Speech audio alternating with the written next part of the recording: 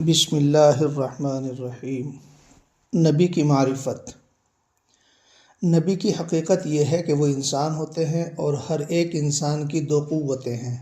ایک قوت نظریہ جس کے ذریعے وہ چیزوں کو جانتا اور پہچانتا ہے،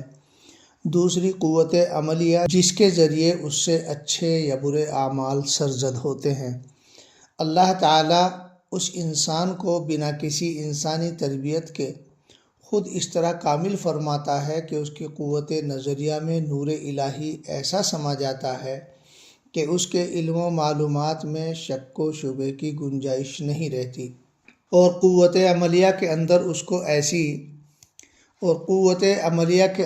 کو ایسی مہارت عطا کرتا ہے کہ اس کی وجہ سے وہ پوری رغبت کے ساتھ اعمال صالحہ کرتا ہے اور برے اعمال سے انتہائی نفرت کے ساتھ محفوظ رہتا ہے۔ اور اس انداز سے زندگی جیتے ہوئے جب اس کا بدن مضبوط اور عقل کامل اور تجربہ کار ہو جاتی ہے تو اس کو مخلوق کی تربیت کے لیے نبوت عطا فرماتا ہے، معجزوں کے ساتھ اس کی تصدیق و مدد کرتا ہے۔ پھر معجزہ کبھی تو قولی یعنی زبانی بول چال کا ہوتا ہے جیسے قرآن کریم، اور کبھی فعلی ہوتا ہے جیسے انگلیوں سے پانی کا جاری ہو جانا۔ معجزات کے ساتھ ساتھ اسے عقلی نشانیاں بھی دی جاتی ہیں جو خاص قسم کے لوگوں کے لیے اسی طرح ایمان لانے کا سبب بنتی ہیں جس طرح عوام کے لیے معجزات ہوتے ہیں۔ اور عقلی نشانیاں کئی قسم کی ہوتی ہیں، مثلاً اعلیٰ اور کریمانہ اخلاق ہیں، سچے علوم ہیں، روشن دلیل سے سجا ہوا تسلی بخش بیان ہے، اور صحبت کے انوار بھی انہی میں سے ہیں۔ نیز جس طرح کم فہم عوام معجزات کو دلیل کے طور پر بیان کرتے ہیں، خواص اور کامل لوگ اسی طرح عقلی کمالات کو دلیل بناتے ہیں، خصوصاً روحانی بیماریوں کا علاج، کم ہمتوں کی تربیت کر کے انہیں کامل کرنے کا فن، اور صحبت میں بیٹھنے والوں پر اس کے انوار اور برکات کا اثر جب تجربے میں آتا ہے تو ان کو نبی کی نبوت کا پختہ یقین ہو جاتا ہے۔ انبیاء کرام علیہم السلام کبھی تو ایسی باتیں بیان کرتے ہیں جن کو عقل بھی تسلیم کرتی اور مانتی ہے، جیسے باری تعالیٰ کا وجود اور اس کے کمالات و صفات، لیکن بعض اوقات ایسی باتیں بھی بیان کرتے ہیں کہ ان کو عقل پختگی کے ساتھ نہیں سمجھ سکتی۔ چنانچہ بندوں کے حق میں باری تعالیٰ کے روز مرہ کے احکام، نیک و بد اعمال پر ثواب و عذاب کی تفصیل، اور ایسے کاموں کا بیان جو کبھی اچھے ہوتے ہیں کبھی برے۔ لہذا اگر نبی کے ساتھ معجزات اور عقلی نشانیوں کی تصدیق نہ ہوگی تو لوگ خصوصاً عوام صرف عقل کے بوتے پر ان کی باتوں پر یقین نہیں کر سکیں گے، اور اس طرح نبوت کا فائدہ نہیں ہو پائے گا۔ صدیق، شہید اور صالح۔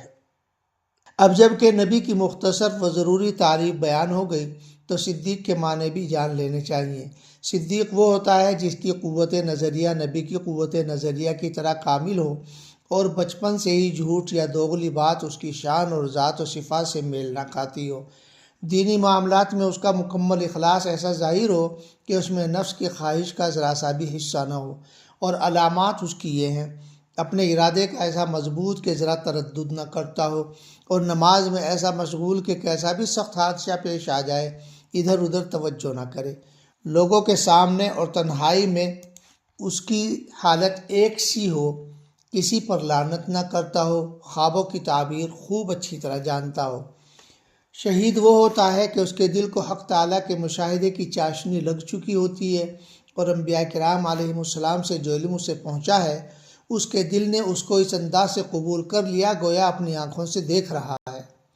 اسی لیے دین کے لیے جان دینا اس کے لیے معمولی بات ہوتی ہے،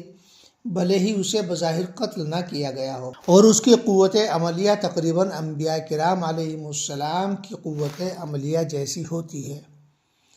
صالح وہ ہے جس کی یہ دونوں قوتیں انبیاء کرام سے کمتر ہوتی ہیں، لیکن انبیاء کی کامل اتباع کے ذریعے خود کو گناہوں سے اور اپنے باطن کو غلط عقیدوں اور گندے اخلاق سے پاک کر لیتا ہے، اور اپنے دل و دماغ کو اللہ تعالیٰ کی یاد سے ایسا پر کر لیتا ہے کہ اس میں کسی اور چیز کے داخل ہونے کی جگہ اور گنجائش نہیں رہتی۔ حالانکہ ان تینوں گروہوں کو ولی کہہ دیا جاتا ہے، لیکن حقیقت میں یہ لفظ زیادہ تر صالحین کے لیے بولا جاتا ہے۔